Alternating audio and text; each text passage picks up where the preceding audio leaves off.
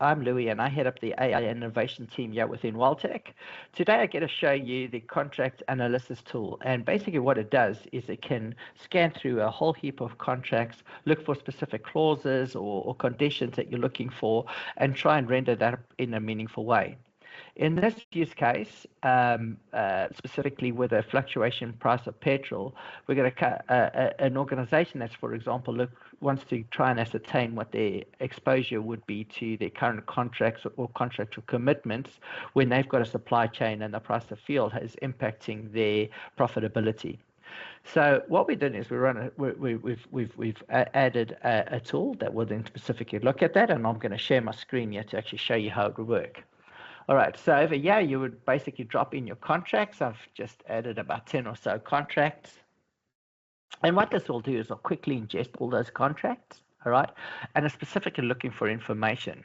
Now, we're using a multimodal approach here. It will look for specific conditions, try and ascertain what the right exposure levels are, etc., and then render it up in a meaningful way that customers can go in and search or review that information. There's a whole lot of graphs, etc. we can push against this.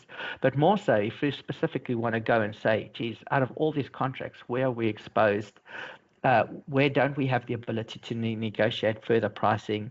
And how do we have to change our supply chain to adjust to those that will be more profitable in the meantime, or prioritize those that will be more profitable in the meantime? You can easily do that with this tool. All right, it's almost done there. I'm just quickly pulling it lost a little bit. One more, two. All right, cool. And yeah, you can see it's just basically ingested that. It's got the contract names here. It pulls up the specific customer information. It'll pull up what type of contract it is. So this is all just using verbal connections, etc. It explained the term.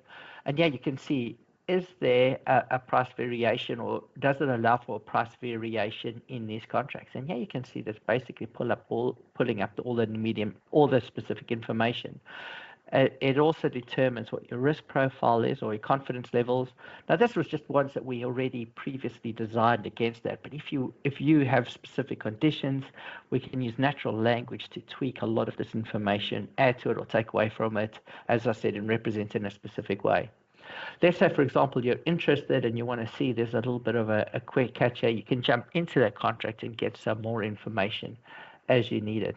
Get your termination clause, and it'll explain the necessary risk assessment and how it got to those levels. All right. I hope you find this useful. I look forward to getting any feedback. And if you want to know a little bit more, please reach out. Thank you.